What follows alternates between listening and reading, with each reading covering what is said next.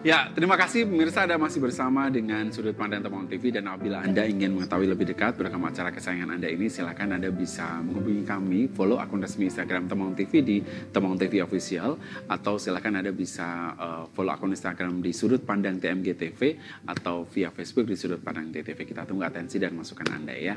Baik, kita masih memperbincangkan tentang rumah belajar, tentang lingkungan pendidikan di Kabupaten Temanggung dan sekitarnya.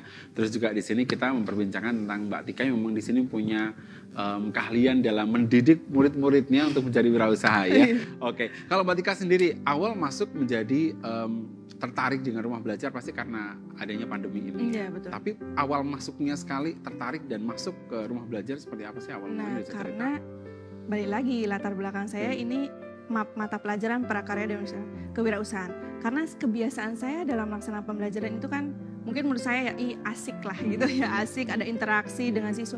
Dan ini sekarang harus jauh. Aduh, saya berpikir ini gimana jangan sampai caranya? Mati gaya ya. Iya, caranya gimana ini ya bisa tetap membuat siswa berkarya di rumah. Ya, intinya tetap mereka harus produktif. Intinya gitu kalau prakarya dan kewirausahaan.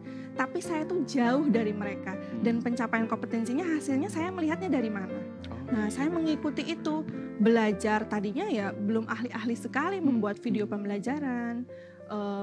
Jadi istilahnya jadi YouTuber ala-ala gitu ya, jadi YouTuber ala-ala, lalu bisa membuat media interaktif untuk prakarya dan kewirausahaan. Di sana saya belajar, saya terapkan dan alhamdulillah meskipun istilahnya dibilang alah nanti nonton YouTube itu mengurangi kuota sebelum adanya masuk kuota dari Kemdikbud.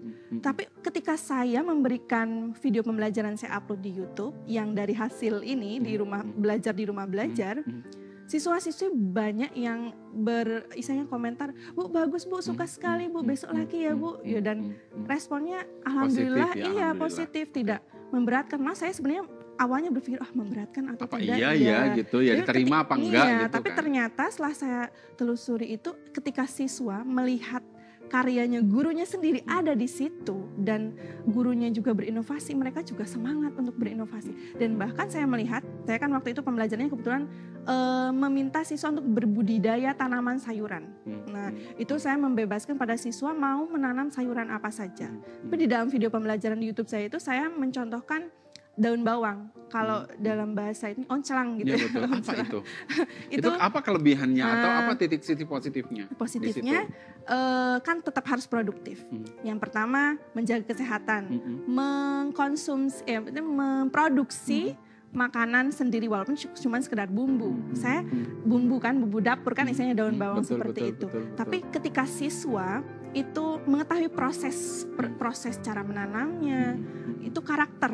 Nah, ada sabar karena di dalam proses itu banyak sekali hal yang saya temukan, Bu mati Bu gitu kan, dimakan tikus dan lain-lain, layu karena tidak disiram, lupa. Nah, itu proses-proses seperti itu yang alhamdulillah saya jalani walaupun siswa berada jauh, tapi tetap saya dekat dengan mereka. Dengan hasilnya saya sudah upload di Semanpa Business Center, luar biasa medianya.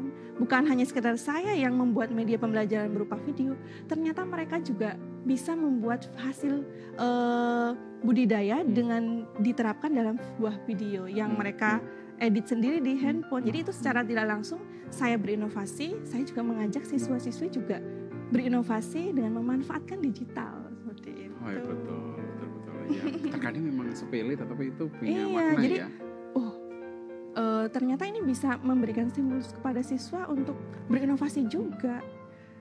Berarti Mbak Tika ini juga mengupload di rumah belajar juga ya untuk pembelajaran secara videonya? Iya, ada. Ada mata pelajaran kewirausahaan, ada juga ekonomi. Karena memang sebetulnya saya itu kan berlatar belakang dan tidak bisa dijauhkan ya, memang kewirausahaan sama ekonomi itu dekat ya, saling terkait. Latar belakangnya pendidikan ekonomi dan linear dengan prakarya dan kewirausahaan. Kebetulan juga ada pandemi, ini kan sangat berkaitan. Jadi adanya para wirausaha ini bisa membantu di era pandemi seperti ini, saling membantulah semua. Dan ketika siswa itu juga belajar produktif, bukan berarti belajar pedagang, produktif setidaknya minimalnya bisa memproduksi untuk dikonsumsi sendiri. Itu yang budidaya tanaman sayur. Karena siswa-siswi, saya mencontohkan daun bawang, siswa-siswi malah ada yang menanam kangkung, ada cabe, ada cesim dan lain-lain. Mereka kreatif sendiri gitu. Jadi cara menumbuhkan, ternyata untuk menumbuhkan inovasi siswa dan kreativitas, kitanya juga harus memberikan pancingan gitu. Pancingan kita untuk mereka supaya bersemangat. Betul sekali, apalagi Temanggung itu sebetulnya dengan sistem agraris itu sangat mendukung ya, tanaman-tanaman dan segala macamnya. Dan dengan mata pelajaran kewirausahaan ini sebetulnya pemirsa ini sangat cocok ya. Bila Anda nanti misalkan ke depannya akan menjadi apapun, bisa sambil disambi, bisa juga menghasilkan untuk menjadi second pendapatan Anda gitu, second salary-nya. Dan ini tidak akan nantinya apabila ada sesuatu hal yang mengganggu di negara, misalkan ada pandemi atau apa gitu, tetap masih bisa berjalan kan gitu. Dan kayaknya sukses itu diciptakan dari wirausaha yang menurut saya kan. Karena dengan wirausaha itu kita bisa menciptakan kerjaan sendiri, kita juga bisa menciptakan lapangan kerja ya kan ke depannya kalau misalkan ini menjadi besar kan. Dan bahkan akan ada beberapa karakteristik yang bisa ditanamkan dalam itu. Salah satunya kepemimpinan. Ya, betul, leadership untuk isinya leadership itu di sana dibangun. Karena harus kreatif, inovatif, mandiri juga. Jadi bukan hanya sekedar untuk berdagang, tapi leadership itu kan bisa dibutuhkan untuk bekerja di mana saja juga. Jadi jangan pernah menyepelekan prakarya dan kewirausahaan juga. Betul, saya setuju.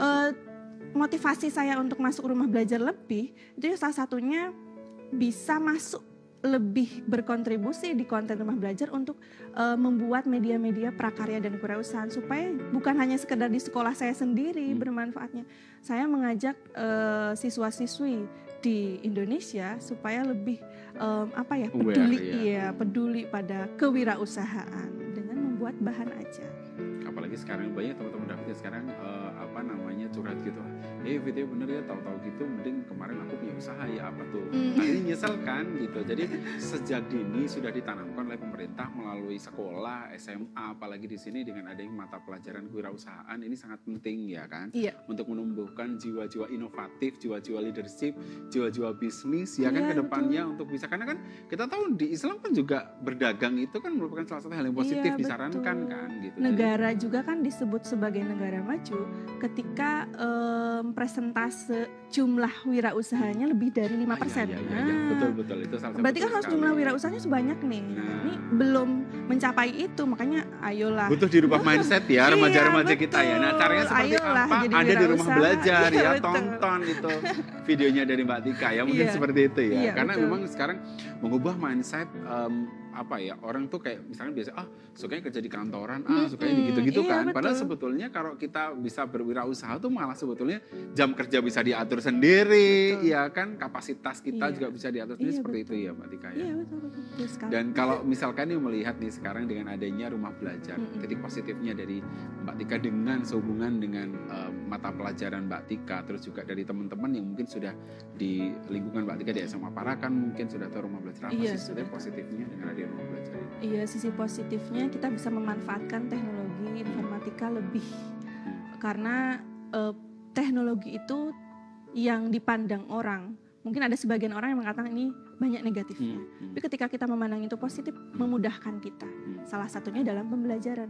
Nah ini memudahkan kita untuk bisa menarik siswa-siswi dan juga Bapak Ibu guru untuk terpacu berinovasi memanfaatkan teknologi di rumah belajar ini. Karena memang semuanya kan media ya.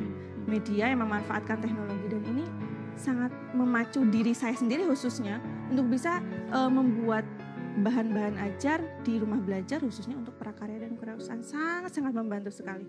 Dan saya kepikiran gitu, kalau misalkan ini guru-guru kan sekarang sudah harus mulai melek teknologi dan sudah mulai harus bisa melakukan sistem secara daring pembelajaran. Iya betul. Di rumah belajar kayak bisa belajar nggak sih Mbak? Oh ternyata penyampaiannya harus seperti ini, mungkin seperti itu bisa ya? Iya, karena memang ada istilahnya tuh ya persyaratannya ya, ada kriterianya. Kalau lebih detailnya kriterianya untuk membuat sebuah video pembelajaran yang bagus ini seperti ini, ada di rumah belajar. Contoh-contohnya banyak sekali juga. Karena bukan hanya sekedar kalau YouTuber sekarang tuh kan ada hiburannya gitu. Di dalam video pembelajaran itu ada disampaikan standar kompetensinya yang dicapai apa, contohnya apa, bagaimana seperti ini. Jadi ada animasinya juga. Jadi jelas lengkap di dalam sebuah video pembelajaran, dikemas materi pembelajaran dan lainnya juga di sana.